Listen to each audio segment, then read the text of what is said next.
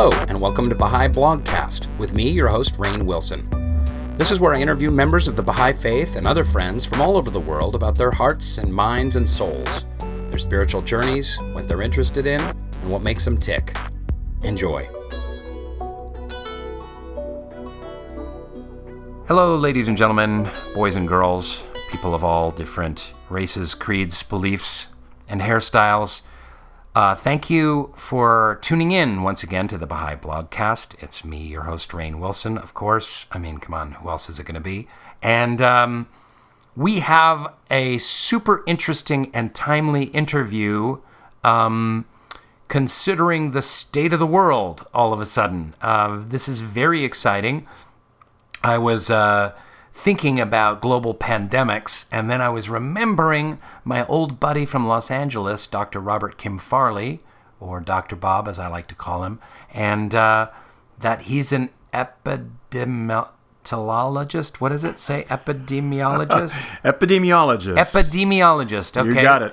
And used to kind of, what was your position with the city of Los Angeles? Yes, I was a director of the Communicable Disease Control and Prevention Division of the Los Angeles County Department of Public Health. That's fantastic. So I would, of course, call Dr. Bob anytime I had a pain anywhere in my rib cage. And I always had my Swiss Army knife ready. That's right. And ask him if I had the plague. So I thought, this is fantastic. This guy is a super Baha'i, super awesome dude. There's a lot of facets to this individual that we're going to find out about over the course of this interview. But I want to dive right in, Bob, to the current state of the world and this pandemic that we're undergoing, this coronavirus, COVID-19.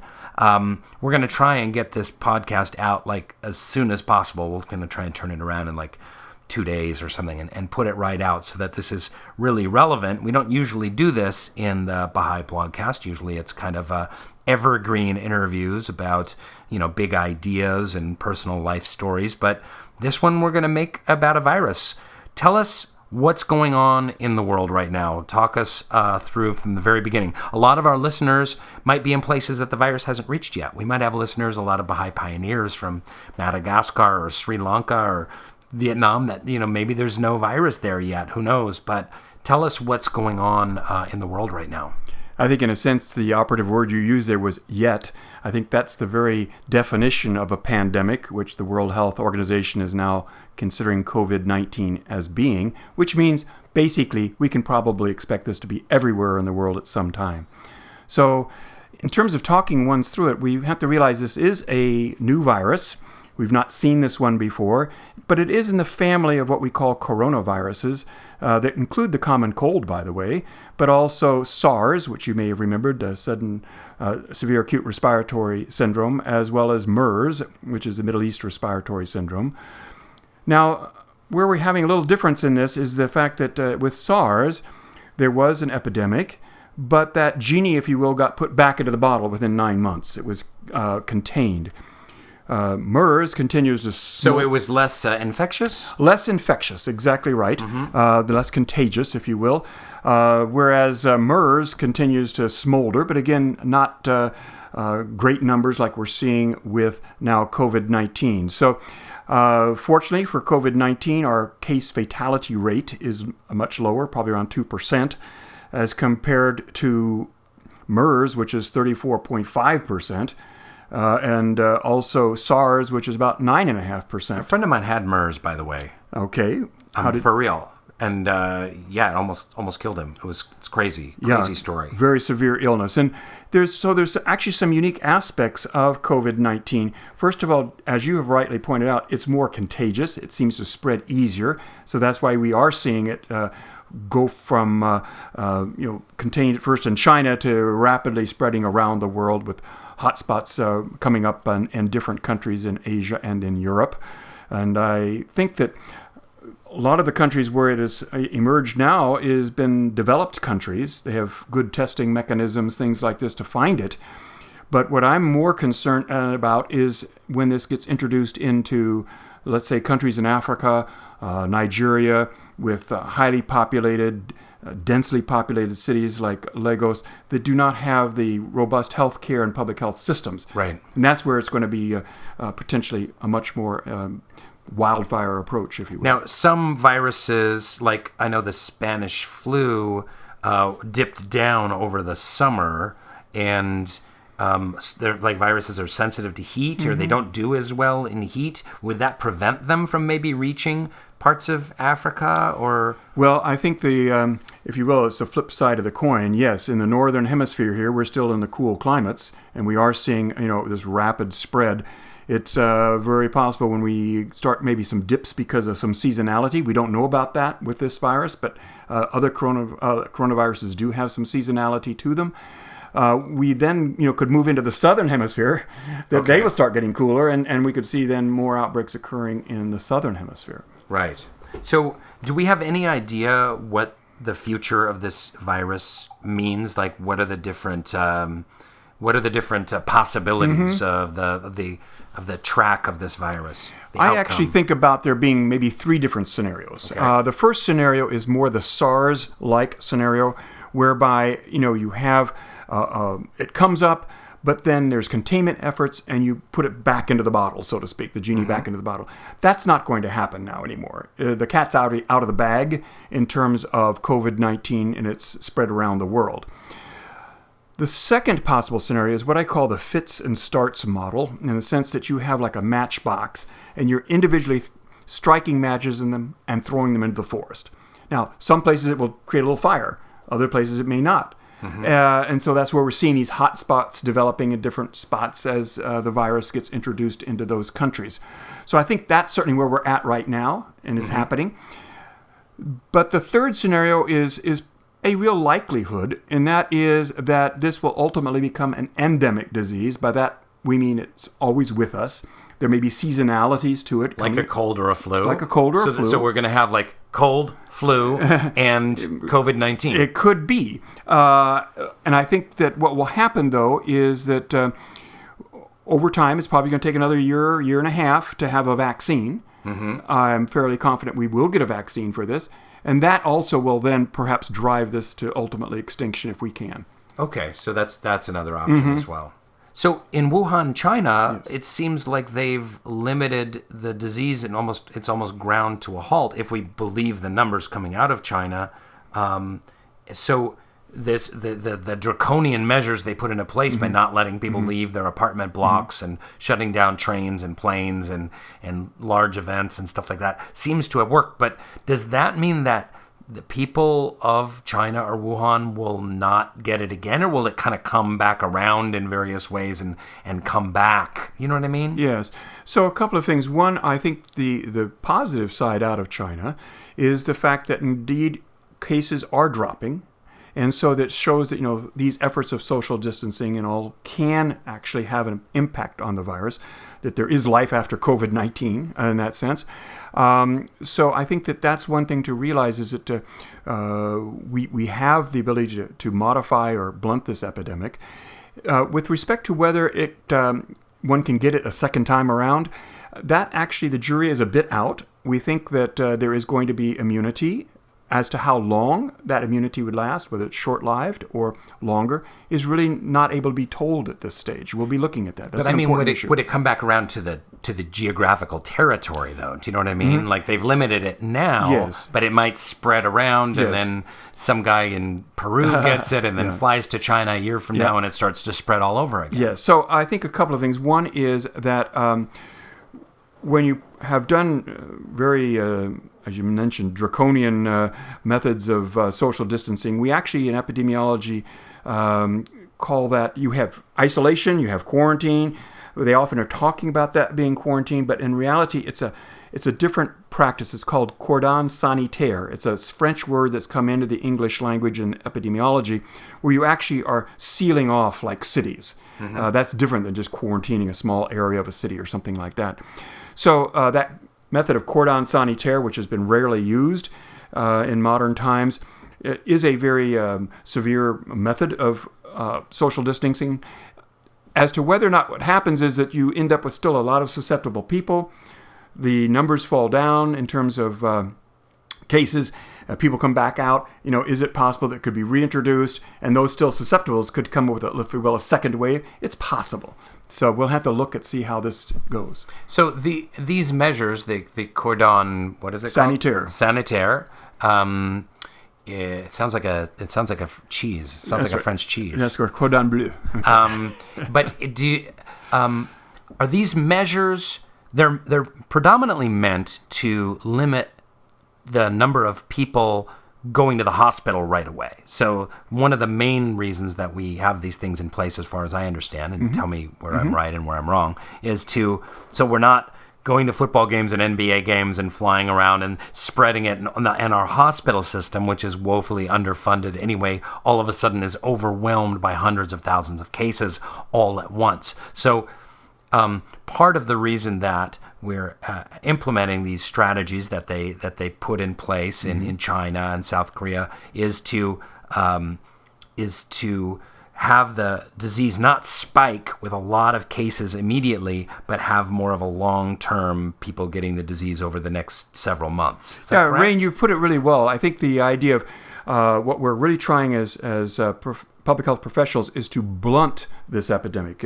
Instead of having that spike, as you mentioned, a quick peak that goes ahead and overwhelms healthcare systems, as what happened in Wuhan City and Hubei province. And that's what one reason their case fatality rates were so much higher there is because I think people who were seriously ill were not able to get to hospitals and get the treatment that they needed. Whereas if you look at the case fatality rate outside of Hubei province in China, it was much, much lower because they'd already put into place some of these social distancing measures, were blunting the epidemic, and therefore it was not overwhelming their healthcare systems. So there's two aspects of it. One is to blunt the epidemic, slow it down so that you don't get the peak, so that we can, in fact, have our healthcare systems be able to ramp up with surge capacity to handle the increase, but not overwhelm them. The other thing that happens with the social distancing is that in this particular virus, it especially is hitting those who are elderly or those people who have underlying medical conditions. So to the degree which we can slow this epidemic down, and also trying especially to make sure that those who are in these vulnerable groups, the elderly with multiple medical conditions, 80% of those who are dying from this disease are over 60 years of age. 75% of those who are dying from this disease have underlying medical conditions. Wow. So if we can also make sure that they especially are being protected from others that have been out and about, that's important as well. Now, do these measures also limit the number of people who ultimately will be infected, or are the same number of people really going to be infected? It's just about when. It's just like not all at one time and more spread out? I think there's a little of both. I think by having decreased intensity of transmission, if you will, there'll be some people that would have otherwise gotten exposure that will never get exposure. So it will mean never, ever. It's possible. I think also it is what I call buying time. So we are in a race to get better therapeutics, those antiviral medications. So if someone does have severe illness, we know how to treat them and have that become less fatal. Secondly, it's buying us the time to develop the vaccines that we will need that will ultimately conquer this. So if we can go ahead and spread this thing out so that, again, someone has not been exposed, we now have vaccines, they get the vaccine, so even if they then become exposed, they now are protected. So that's another thing, that we're buying time as well. So for your average listener, and they're probably getting this information already on their local news channel and on the internet, but what advice can you give people right now about how to take care of themselves during this pandemic? Yes, so I think one of the things that's very important is to be listening to national, state, and local public health departments, because they're the ones that are in a position to be able to know when do we pull some of these triggers, if you will, of having social distancing occurring. And that usually occurs when we move into what we call community spread. All right, so at the beginning of an epidemic like this, we are practicing in public health, we call it containment strategies. By that I mean you identify cases, you isolate them because they are infectious to others, you then look at their close contacts, and they're still healthy, but you quarantine them for the period of the incubation of the disease, which in the case of COVID-19 is 14 days. That's why you get this 14 days of quarantine. So if in case one of those people who were exposed to this person who is infectious, they come down with disease, you're monitoring them right away. They then isolate also from the rest of community, so that you have that practice of containment going on. But at some time, you end up with what we call community spread. And by that I mean, as you detect cases, you don't see any history of travel to an infected area. You don't see any history of having been in known contact with another case. It just kind of pops up somewhere. Pops up, exactly right. So then you have to move from a containment strategy to a mitigation strategy in the community. And by that, you then start instituting what we call non-pharmaceutical interventions, or NPIs for short. And that is the things that you can do at both the personal level as well as at the community level. So at the personal level, it's those things that you've probably been hearing much in the news about ensuring that you're covering your cough, that you're not going out if you're sick, that you are avoiding handshaking, so maybe moving to a namaste type greeting or Japanese bow or something like that that you can do. I'm not actually. How about an air high five? An air high five is a wonderful one. Okay, yeah, let's just do that right now. Okay. We just did it. All right. Now, I'm not actually a favor or fan much of the fist bump, because if you think about it, if you were, wiping the back of your hand on your nose and then you were fist bumping, that's exactly the contaminated surface, right? Or we're talking about covering your cough by actually coughing into your sleeve, your elbow. Well, now all of a sudden, if you're trying to do an elbow bump, that's probably not the most. And I heard that the virus can actually live in fabric too. It can, probably not as long as what you could see on a surface like plastic or metal, which could even be as long as days for some coronaviruses. So we're assuming that could be here as well. So those then are these. So even a hug where there's no skin contact, if you've sneezed into your sleeve and you're rubbing your sleeve on the back of someone, potentially. Yeah, potentially. So again, probably hugging would be another thing to avoid for a while. Not obviously close family members that you're around with every day, but the idea of strangers or just people, lots of people at a meeting, for example. So these non-pharmaceutical interventions at the personal level are important. Washing hands frequently, for example. Okay. Soap and water, 20 seconds. That's singing happy birthday 2 times in a row, or maybe Alawapa.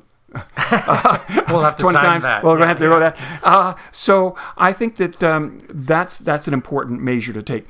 Now, when you start really seeing the community spread, that's when we start doing social distancing as part of our non-pharmaceutical interventions. Again, when we don't have vaccines and we don't have treatment medications.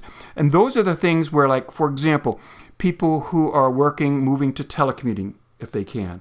Those that are in schools moving to long-distance internet-based learning if they can. These sorts of things that then make it so that you have no large meetings and gatherings. Watching Netflix instead of going to the movie theater. Exactly, or Amazon Prime or other sponsors of your program. But anyway, but that's exactly right. So you avoid these crowded spaces until such time as, again, these numbers have started to come down and you're not seeing the community transmission going on. And the other thing, of course, is that ultimately we talk about containment, we talk about mitigation. We will ultimately enter a recovery phase as well. I mean, we will overcome COVID-19 in the end. So I think that's important for your listenership to understand, is that, this is a coronavirus. We know about coronaviruses. This is a new one, so we have to be careful. It can mutate, things like this. But I think even still on mutation, I was asked this the other day, do I think this will mutate? I'm a professor at UCLA in the School of Public Health and was giving a talk at the Anderson School of Business, and the question came up, do I think that this virus can mutate? And so I said, and because of that, could it get worse? I said, well, actually, yes, coronaviruses have a tendency to mutate, but if you think about it, evolutionarily, it is to the virus's advantage to become more contagious, but milder in its severity, because it doesn't do the virus any good if it kills the person. because then they can't transmit to others. So actually, typically what would you see is reversion to a milder disease, not to a more severe disease. Oh, that's interesting. Okay, wow. So it could be that when the common cold was first introduced to the human species, that it was a deadly plague. Well, that's a nice speculation, 50,000 years ago, and then it just kind of settled in and became... This endemic disease, really relatively mild in its Maybe effect. I should become an epidemiologist. I think so, or at least a researcher on viruses. That sounds great. Yeah, okay, good. I'll remember to say that the next time. Perfect. Rainn Wilson, the renowned scientist, once told me that... actually, if you think about it, the coronaviruses that cause the common cold were once maybe much more severe. I just want credit somehow. I just gave it to you, right? I want like a plaque. Okay. A plaque or a plague? Engraved All right. plaque. So one other question before we move on is about the fatality rate. I've heard everything from, 1 to 3 or 4%. But if, let's say, there's 300 plus million people in the United States, if 100 million people happen to get this disease and there's, a death, a fatality rate of 1%, that's 1 million people dead in the United States. Are these numbers realistic, or do they hold? Yeah, I think there's a couple of things to realize here. Is that just like in Wuhan City and Hubei province, the death rate was much higher.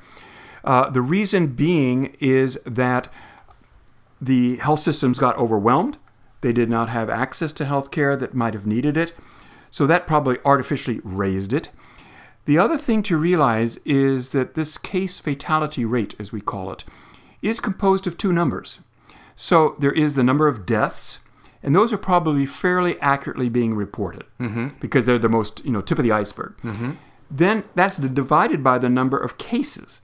Now, the number of cases is probably vastly underreported because a lot of cases are mild. 80% of the COVID-19 cases are mild, so that you might not even seek medical care. There could have been thousands or tens of thousands of people, even in Wuhan province, that just felt like they had a bad, crappy cold and just stayed in and just didn't leave. And that... Precisely. Yeah. And so that denominator, if you will, that you divide the number of deaths into to get case fatality rate, could actually be a lot larger. And therefore, I think that we would actually, when we have better ways of looking at and have better understanding, we'll see that the case fatality rate will probably drop because of the fact that there's a number of cases that are not being counted. Also, another term that's not being used very much that I see in the media is another thing that we use in epidemiology, which is the case infection rate to infection rate. Okay, now, given the fact that there are also not only mild cases of COVID-19, there are cases that are asymptomatic, in other words, show no symptoms whatsoever. So therefore, if you looked at how many people got infected to how many people died... Are those people carriers? People that don't have any symptoms? They could be, but although we think that it's probably most efficient to be able to transmit when you are symptomatic. That's when you're coughing. It's a droplet spread infection, and therefore it's probably much more efficient. So yes, you probably can infect others while you're asymptomatic without symptoms, but it's probably not as contagious, shall we say. But if you look at what that infection rate will be compared to the deaths, I think we're talking maybe another order of magnitude less in terms of the death to infection rate. So I think that's another thing people to realize. Okay. This has been super helpful, really clear explanations, really helpful for the time. Many people that will be listening to this podcast, I'll put the number down on the description of the podcast so they can skip all this stuff and just kind of get to more to your story in case they don't want to hear any more about COVID-19 or it's months later or something like that. So I would love to hear how you got here. I want to hear more about your story. I want to hear about how you became an epidemiologist and married the lovely Hanju and your journey, your spiritual journey as a Baha'i. It's kind of rare to hear the spiritual journey of a man of science. So can you take us back to the very beginning, Mr. KimFarley? Yes. So, it was very interesting that my parents preserved something that was very interesting from high school days. I had a really great English teacher, who asked us all to every week to develop an essay on some topic. And so at one topic, he asked, what is it's credo, I believe. Okay, and what is it that you believe? It was very interesting to me that although I came from a background where my father was Presbyterian, my mother was Episcopalian, obviously Christian. What part of the United States are we talking about here? Well, that's a good point. My father was actually in the Navy, so we moved around every couple of years of my life. I lived in the island of Kodiak, Alaska for a couple of years. No kidding, wow. Yeah, lived in Panama for a couple of years as a very young child, and then was actually in Guantanamo Bay, Cuba, as a 12 to 14-year-old. As a prisoner? No, luckily, I was before that time, but we were evacuated during the Cuban Missile Crisis. Oh, my goodness. Yeah, so that was, had 1 hour with one suitcase to leave on a 5-day trip on a troop ship. So that was kind of an experience that I had along the way. But going back to this issue of what I believe. Credo, I actually had written down that, there's many different religions, and I found that, if there's only one God, they really should be all valid, and that, there should be an understanding of the unity between religions. So I think that that's one thing that I realized I had. I like how you said that, and the bell, just the chime of the clock just went off at the same time. Well, that's a mindfulness meditation bell. Oh, nice. So I think we're all calm here and I can hope so. realize that we are in the moment, which is great. So when I went to college, I began then to start, this was UC Santa Barbara, I began to explore more about this aspect. I took a course in religious studies that was taught in a very interesting way. Rather than saying, okay, we're going to spend 2 weeks on Buddhism, 2 weeks on Hinduism, 2 weeks on Christianity, whatever, the professor actually we're going to talk about concepts, concept of God, concept of creation, these sorts of things. And I realized, again, more and more the commonalities as compared to the differences between religions. So I started to explore different religions, and I realized that each of them had a kernel of truth in it that I couldn't reject. Yet, at the same time, if you joined it, you had to say it was the only one, or the last one, or that you were saved and others weren't. And I just happened to stumble across a lecture being given on campus about the Baha'i Faith. So I said, well, I'll go check that out. And for me, I realized it was like pieces of a puzzle suddenly fitting together. Here was a religion saying, look, all the religions are coming from the same source, and that they really are interrelated, interdependent. They're like chapters in one book, if you will, grades in one school. And so I think that, to me, it was extremely attractive. And I was an electronic engineer at that time at UC Santa Barbara. So for me, especially this idea that science and religion can agree. And I especially like this one story I'd heard at that time where Abdu'l-Baha once asked a scientist who was feeling that there wasn't agreement. He asked, well, how would you measure the constituents of the water in the sea? And the scientist said, well, that's very easy. I'd take a portion of that, I'd put it in my machines, and I could tell how much salt and other minerals there were. And Abdu'l-Baha said, very good. Then Abdu'l-Baha asked him, well, how would you tell what was in the water of a tear? And the scientist said, well, actually, I'd just do the same thing. I'd have the person cry, and I'd, get the tears, and I'd put in the same machine, and I could tell you what the constituents of that water was as well. Abdu'l-Baha said again, very good. Then Abdu'l-Baha asked the scientist, he said, can you tell me if the tear was shed because of joy or because of sorrow? And the scientist, well, I can't tell that from this. And Abdu'l-Baha said, this is the difference, that science explains the outward and material, whereas religion explains the cause and the reason behind it. Oh, that's such a beautiful story. Yeah. I've never heard that one before. Yeah. And so I really felt that was something very nice. And I like the idea that the concept that science without religion lacks a moral purpose for its use, but religion without science can become mere superstition. So I think that was something very attractive to me. And so actually over a few months' time, I really became very attracted to the teachings of the Baha'i Faith. And my parents actually wanted me to, they were concerned about this. Sure. And so I was respectful. 70s, 80s? Yep, 70s. So I was respectful for this. And so then I was not actually becoming a Baha'i, even though I really was feeling it very much in my heart. But then what happened was I stayed over the summer one time at UC Santa Barbara, and there was a number of high school students who had come in for a summer experience. I was a counselor in the dorm for them, and one of the students came to me, and he said he was having some difficulty, that he was had discovered for him transcendental meditation, that he had felt was something very important in his life, but his parents were not very keen about that. And so I counseled him. I said, ultimately, you're going to be responsible for your own spiritual growth, and you need to take responsibility for that. And, he appreciated that. He left. And then I said to myself, well, what am I saying? Here I said that, you have to take responsibility for your own spiritual growth, even maybe if parents are not as keen about it. And so I called up one of the Baha'i friends and said I'd like to become a Baha'i, kind of out of the blue, in the middle of the summertime. So it was really something that I recognized I needed to And how did that impact your life and change the course of your life and impact your studies? Yeah, I think for me, it really opened up the idea of especially having a profession for the service of humanity. And so I began to think more and more about how can I do that. What happened for me then was actually career-wise, I was actually planning to go into biomedical engineering, help the world's population with new medical devices that could be life-saving.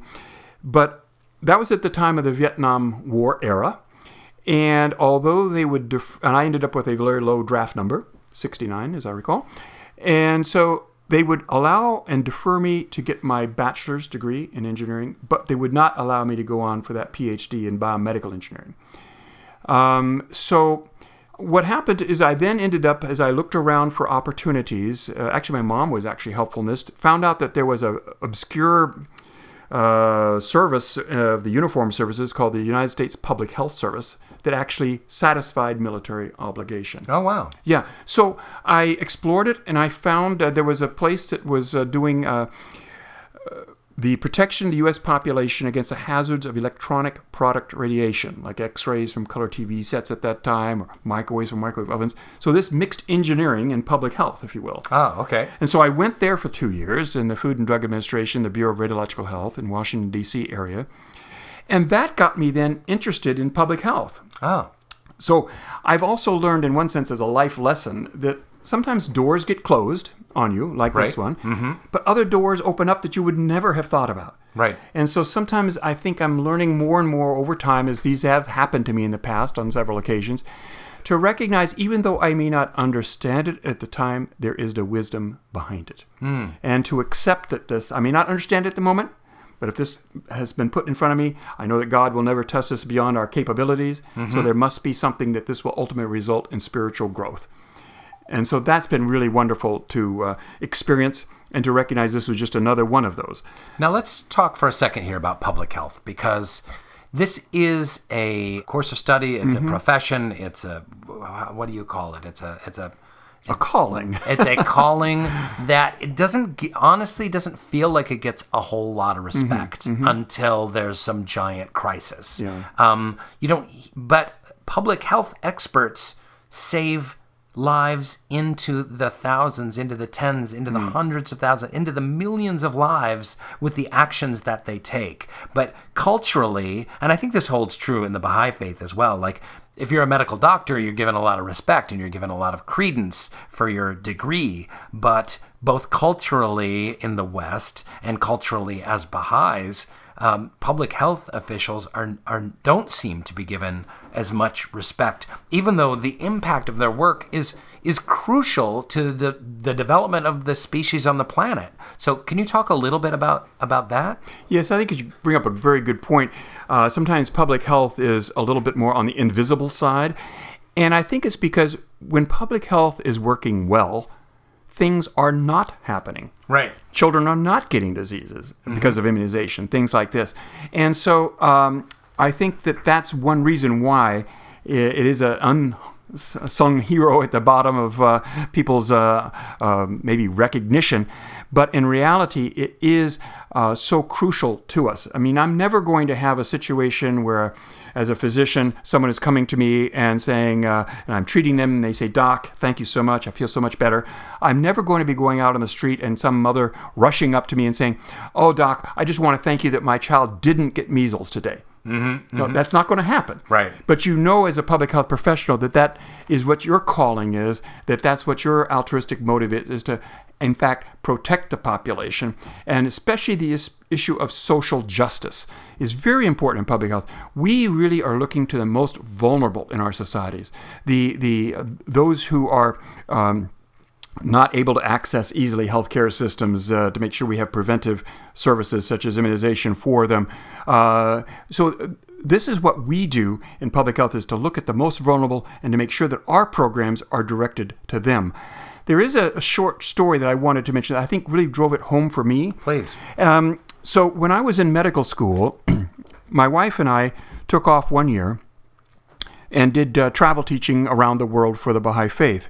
But we also combined that with local service. So, for example, we went to the National Institute of Nutrition in Hyderabad in India. We spent time at the National Hospital in Western Samoa. And at that particular time when I was in Samoa, I was then, as a medical student, having an opportunity to go to different practices on the in the hospital. But they had a visiting team of orthopedic surgeons, very senior, coming to train the Samoan doctors. So they were letting me in the operating room to sew up a little bit here and there type of thing. And I very much remember one of these senior physicians turning to me and asking, "Well, what are you planning to go into?" And I went back and I said, "Well, I'm actually planning to go into public health." He didn't say anything, went back to working on this patient. And I could just see, okay, here's this macho surgeon going to turn around and, belittle public health. But actually, after a few moments, he turned back to me and he said, "Bob, you know what? In your career, you are going to have more impact than I have ever had in mine." He said, "Here we are working on this child who had polio, who should never have gotten polio to begin with."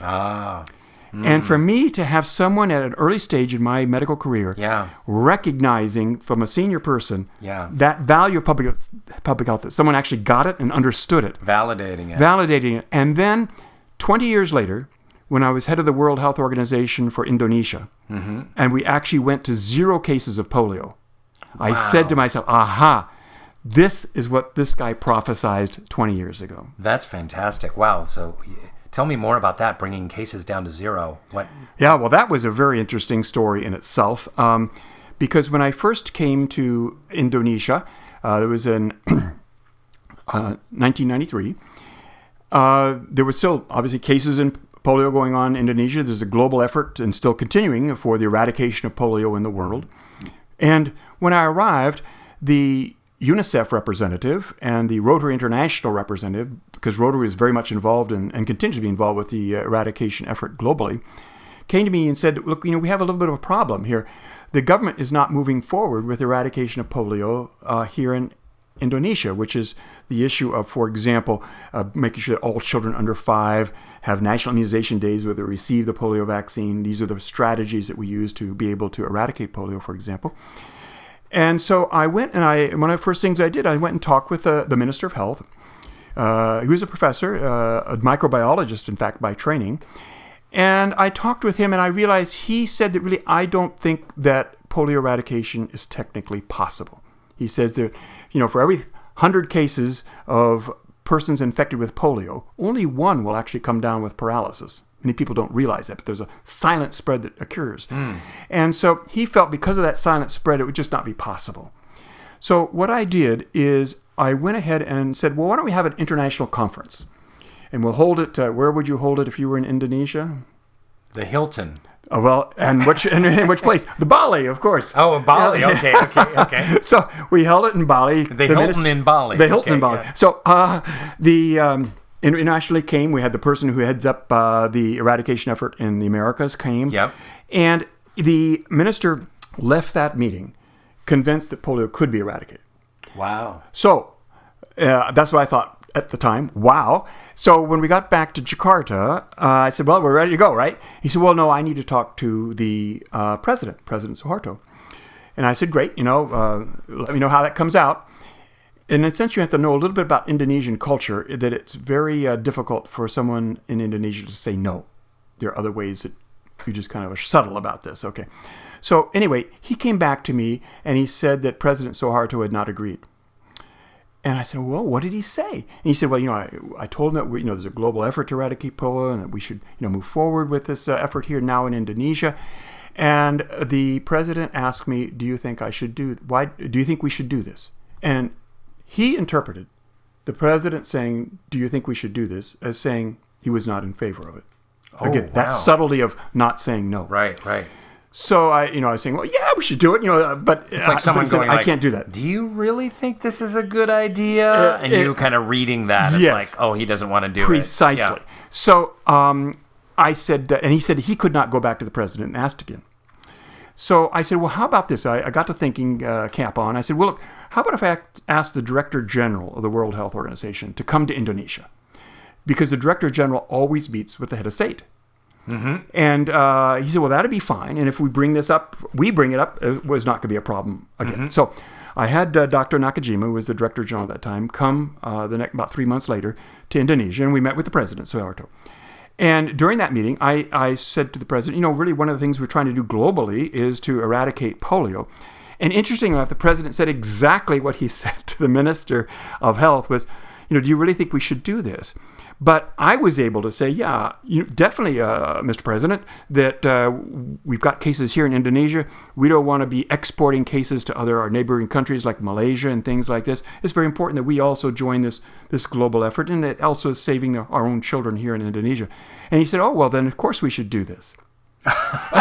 And so it was like night and day because, again, President Suharto was a very strong central figure. Yep. And so all of a sudden we went to where every part of the government was at the Minister of Health's disposal. The Army, the Navy, the Air Force, to be able to get vaccine out to places and things like this. Right. And I remember very clearly that the minister was still very concerned. He said to me, everywhere in the world you do these national immunization days where you immunize all children under 5 years of age. He says, but we have like 6,000 inhabited islands. We can't do this in a day. He says, can we call this National Immunization Week? And I said, I don't care what you call it. That's fine, as long as we're putting the effort to do it. And we laughed later because of the fact that once the central government had made this decision, all elements of society, including village leaders, everybody else was on board with this. And so when we went to the National Immunization Week, within the first hours, something like 80% of the children had been vaccinated. They're all lined up in villages all over the country. So we should have called it National Immunization Hour. Yeah, so where there's a will, it can get done much faster than you'd ever possibly think. So but that's fascinating. But we skipped ahead a little bit. Yep. So how did you meet the beautiful Hanju? And tell me more about your Baha'i journey, and then I want to get to some larger ideas. Yes. So after that, working for 2 years, as you recall, in the Food and Drug Administration, Bureau of Biological Health, the Universal House of Justice had asked for those who could to go international travel teaching or pioneering at the last year of the 9-year plan. So I decided I would... What year is this? This was 72. Okay. So what I decided to, between 72 and 73. So what I decided to do was leave the public health service, and I would travel, and they asked that Africa was a great need. So for the next, so I went 1 year, but mainly in Africa. And so that's also, by the way, where I had even more reinforced the idea of public health and specifically working in the international arena, because I could see really the world's great needs was not so much in the developed country, but in the developing countries, especially like in Africa that are underserved. So during that trip, I then also went to around the world, and I spent 2 weeks in Korea.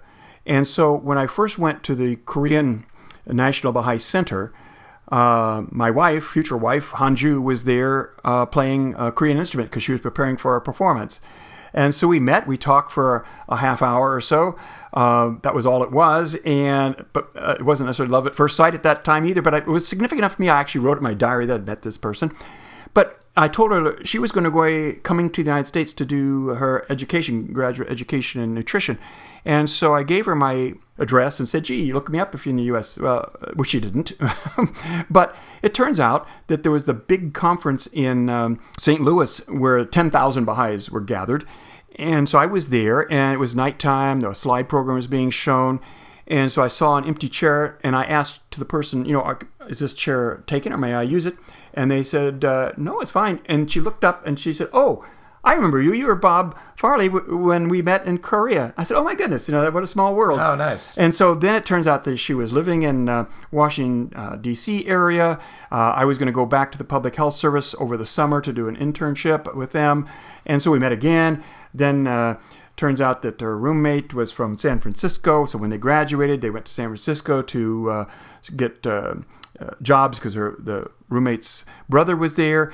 Then that ended up where I ended up getting accepted to medical school, UC San Francisco. So we met again at the Baha'i Center there. So we just kept bumping into each other. Bumping each other, and we were like, hey, maybe there's some divine wisdom to this. Right. And so we became married then.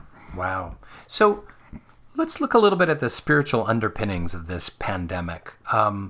You have a Baha'i perspective. I feel like I read an interesting article comparing this pandemic to climate change, that they're both issues for the planet, for a species inhabiting the planet, species of number of different genders and races and classes and cultures having to tackle a big planetary issue. This is not about country by country.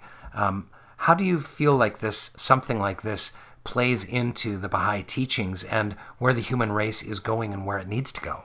So I think it's a good question. I think that the recognition that as Baha'is, we really do have a world view, a world outlook. And I think that's really important because oftentimes people are very narrowly centered in their own maybe community or their own state or their own nation or their own ethnic group. Or even just their family. Family, exactly. Clan. So that we have a larger viewpoint and can see things in a perspective that others may not be seeing. So the way I look at it, in a sense, if we look at the whole world like a single human body, and different parts, they're like the brain or the kidney or toes, whatever.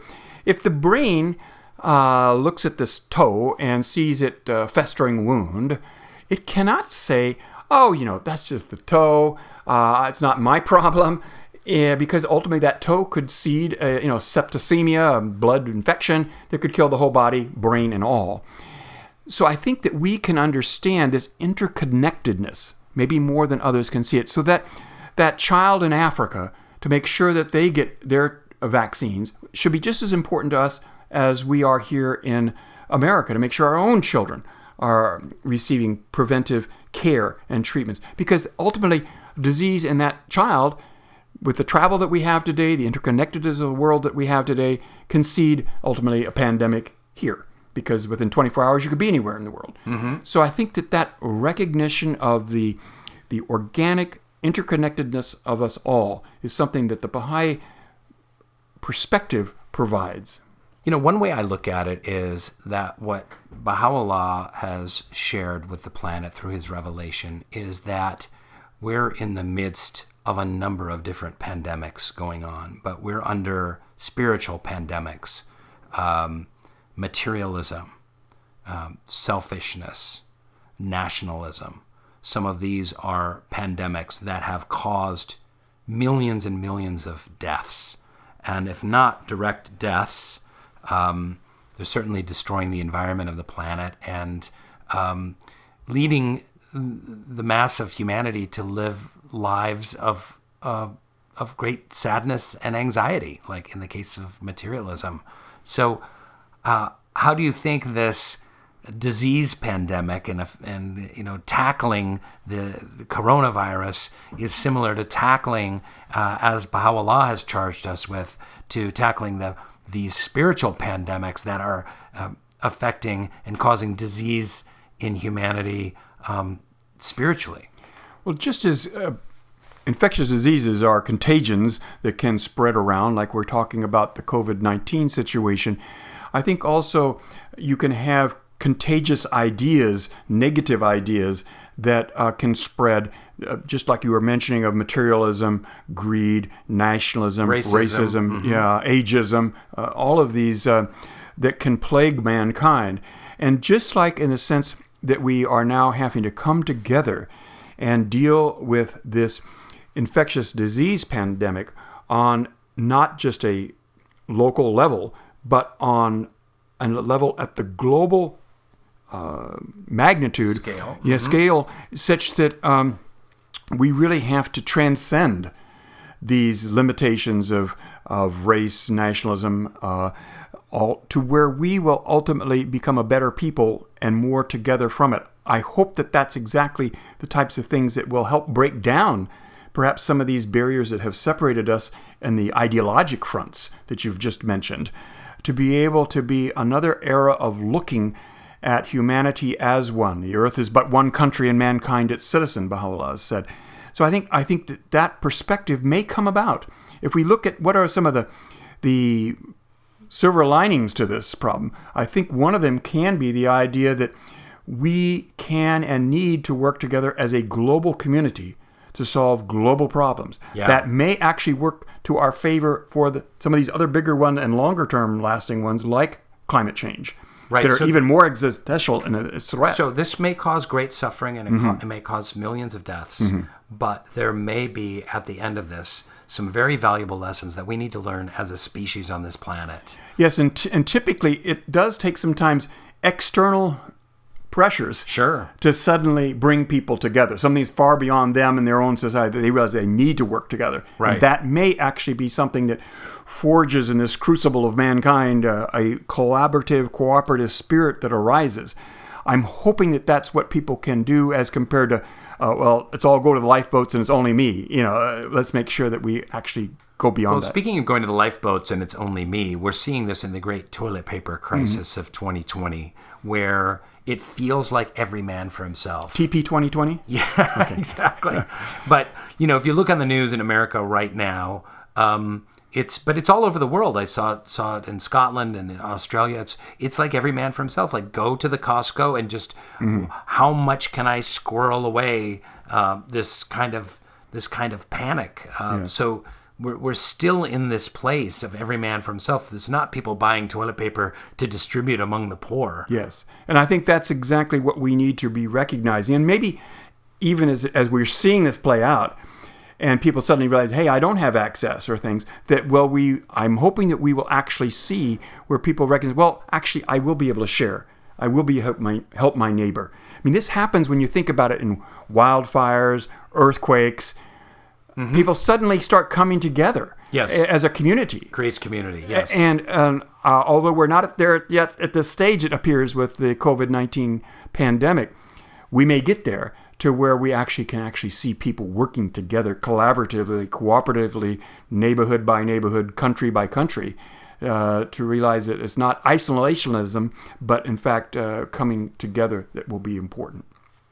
And tell me something. As I was listening to your life story, I was really struck because when you became a Baha'i, you went all in. You were like, this is going to affect my career. This is going to affect the choices I make with the course of my study. Oh, the Universal House of Justice called on me to go pioneer. I'm just going to go. I'm going to, I'm a poor, graduate student, and I'm going to trot out to Africa for a year. And why do you think it is? I know you're a very humble person. You're not going to, ring your own bell and sing your own praises. But what enabled you and empowered you to take such a committed stand? I mean, plenty of people become Baha'is and then they kind of go to some feasts and maybe plan a couple holy days and do a couple of fasts, and they're kind of half in, half out, maybe. Not to judge anyone. Everyone's on their own spiritual journey, but I'm inspired by how you went all in once you made that decision to believe that you changed the course of your studies and the course of your entire life.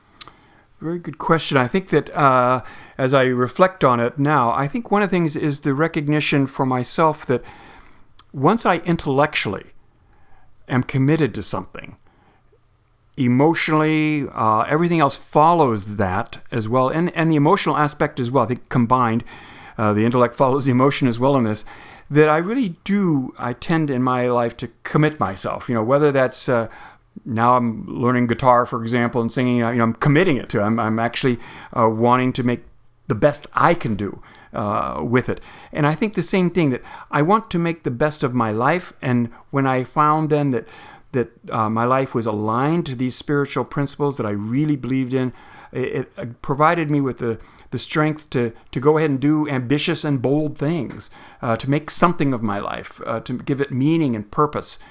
Were there any quotes or books that inspired you toward that end? I think it was a number of things that inspired me. I think the Baha'i friends that I met in the club that I was with. Some of you may know people like Arthur Dahl or David West or Gail and Gary Morrison, and they were very inspiring personalities in their own right, if you will. And I think it was recognition that we all fed off ourselves to really deepen and understand what was happening, and that not just keeping it intellectually, but recognizing that you actually have to act, not just believe, but turn belief into action. I think that's one thing that I Let found. deeds, not words, be your adorning. Yes. Perfect example of that. And I think that what happens also, I think deeds and words then reinforce each other. It's you talk about vicious cycles, but I think you can have virtuous cycles as well, where these reinforce each other. And so when I was in Africa, for example, meeting Baha'is from small villages to capital cities, I became so inspired myself. Oh my goodness, here are my Baha'i brothers and sisters all over the world, and no matter what background they've come from, what socioeconomic status they were, whether it was sleeping in mud huts on the floor, it was a recognition of the commonness that we faced. And I realized, oh my, this is going to change the world. And I think that just reinforced itself too in my mind. That's beautiful. And I would be remiss if I skipped over this guitar thing that you just alluded to. So Bob shared with me some very special YouTube videos you've taken on in this chapter of your life. You're now a professor at UCLA in public health, and you're also a rock star. Well, Tell us about Gauge. Will you please introduce the Baha'i world and the world, in fact, the entire world, to Gauge? Who's Gauge?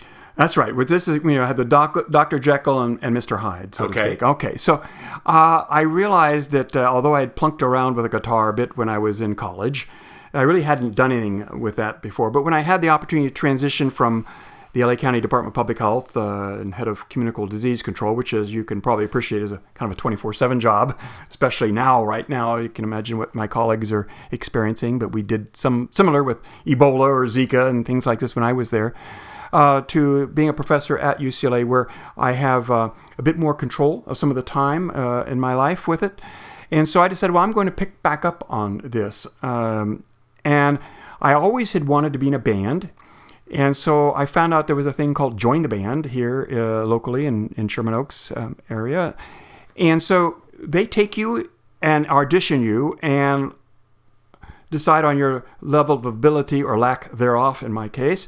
But and then pair you with other people about your same level with other things. So it was very nice. You come together once a week. But your band is all old geezers like you. Actually, we have some young ones, too. Oh, so did they put you in a band with like a 7-year-old or something? Not a 7-year-old, which they do have bands that way, but at least, in a 20-year-old. Okay. We have our adult bands, our teen bands, and the kids' bands. But what I found was it was very exciting. And what happened was that one of the drummer happened to be named Bob Hall, and they went ahead and sent an email around beforehand, and I said, oh, his name is Bob. Well, I'll probably go by Robert. And so I said to myself as I was going to bed that night, and I said, well, maybe I should have a stage name. Something, that's strong, like, Sting or Bono or something. Yeah. And when I went to bed, I normally never remember a dream, but I woke up the next morning, and I had this word gauge, G-A-G-E. And I said, well, that's not G-A-U-G-E, like a gauge in a car. I said, I don't even think that's a word. And so I looked up in the dictionary, and in fact, it is a word. It's archaic. It's something thrown down in an act of defiance. Yeah, you throw like your glove. It's a Shakespearean word. Exactly. Yeah, like dost thou throw thy gauge at me, sire? Yeah, and then, that's promising combat.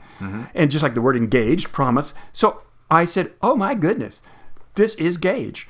And so that provided also an alter ego, an alternative personality. So Gage is the one now that has the leather jacket and, things like this. And so, folks, I've seen the video. He's in a leather jacket. and folks, you've got to know that Bob is a very buttoned up fellow, very professorial, very respectful, no offense. But Gage has got a leather vest, leather, like a bandanas and wristbands. And you're born to be wild, and you do some country songs too. Yeah, so that's been really a fun area of my personality to explore that had not been explored before, and I'm thoroughly enjoying it. I'm also finding that I had not realized how much brain power. I have so much more respect for musicians and performers now, not necessarily comedians, but just joking. You have to do right hand, your left hand, remembering the lyrics, the tempo, the beat, all of these things put together, and also trying to do some sort of a performance. It's a very challenging but fun part of learning and exploring the brain and probably having it grow lots of little new neurons. That's fantastic. Well, here on the Baha'i Blog page for this podcast, we'll put some links maybe to some of Gage's music videos. Suddenly it'll be, instead of an unlisted video with a few hundred... It's going to be a viral hit. Yeah, it's going to take off like the rocker. So going back to where we started, back to the coronavirus and this pandemic. So we read recently, I'm sure you read about the Italian Baha'is and what they've been doing. That was in the Baha'i News Service, a really great announcement that came out about home visits, building community, online devotionals, ways to get involved and be of service. But for Baha'is out there who are concerned, what are some other ways that they can be of service? I know that the virus has yet to hit some of the poorer areas of the world, and there may be some disastrous consequences from that. But how can Baha'is get involved? How can we give back? How can we be kind of world citizens in service at this time of crisis?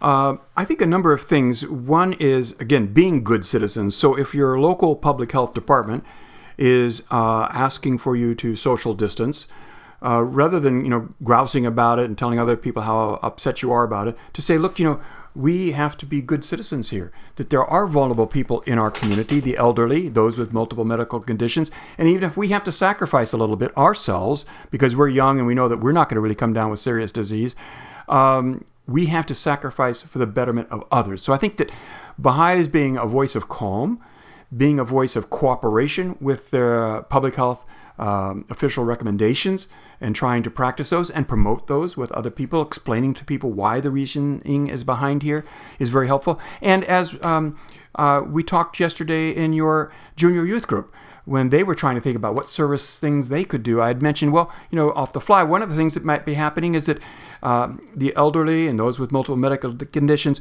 may not be going out to buy things that they may need or groceries that they may need.